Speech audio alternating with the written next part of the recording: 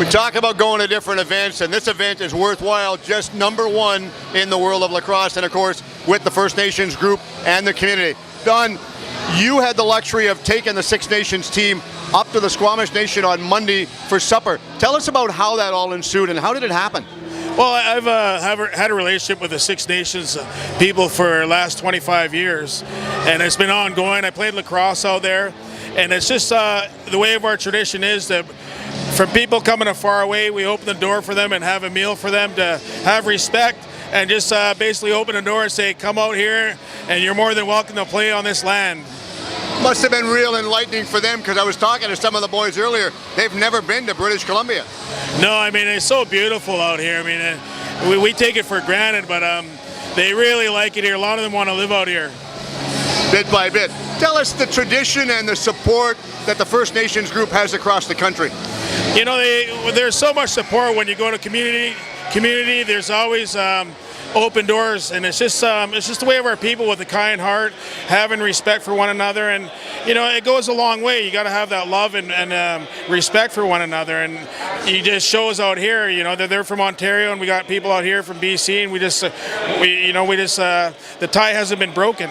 We see a lot more young people in the First Nations community getting involved in sports, regardless of what the sport is, whether it's hockey at a pro level, lacrosse at a pro level, baseball. How does that become so supportive within the group itself? Well, you know, you look at Six Nations, the community, they've been coming to our community since early 1900s. So you look at the Hall of Famers, the Peony Indians, there were 6 people from Six Nations actually playing on that team back then. So you look at the relationship, it still continues to this day. It's interesting, you know, you talk about some of the other ones, Gino Ojek, prime example. Exactly. You know, I mean, he's a great ambassador for the sport, especially for the First Nations. Right. I mean, he actually was supposed to come play lacrosse with us too, but you know, he came to our community when he first came out, and the door was open for him too, right? And we had a meal for him, and he went to Musqueam because there's a golf course there, so, you know, take your pick, right? Oh, darn him. Shouldn't have done that.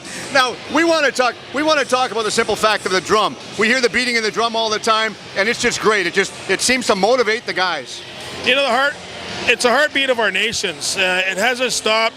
It's a great gift from the Creator. It's a medicine. It helps you when you're down, and it helps you when you're up. So, you know, we have so much respect for this in our ceremonies, whether it's a winter ceremony, summer ceremony. This is very spiritual for our people, and this is a kindness we show from our heart.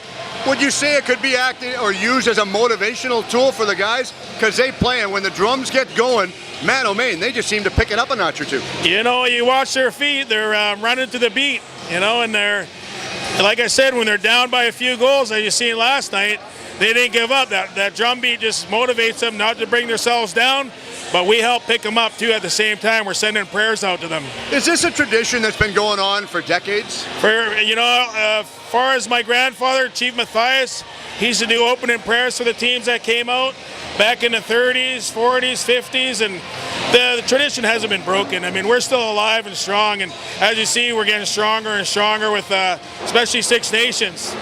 The one thing I can applaud all the First Nations group for, as much as everybody wants to get involved in sports, some people take it far too heavy and beyond. They want it. It's all about the violence game. You can play a strong game, but whenever I watch any First Nations group play hard, they play aggressive, but when it's over, it's over. It's respect. We have respect for the teams, the opposing teams, as much as we respect for ourselves. So we don't wish hurt upon anyone. We want everyone to be going to work the next day and have a healthy life. No kidding, I couldn't have said any better. We hear the drums chanting right now, so we're going to let you go and join them. Thanks, Donnie, I appreciate it. All right, thank you very much.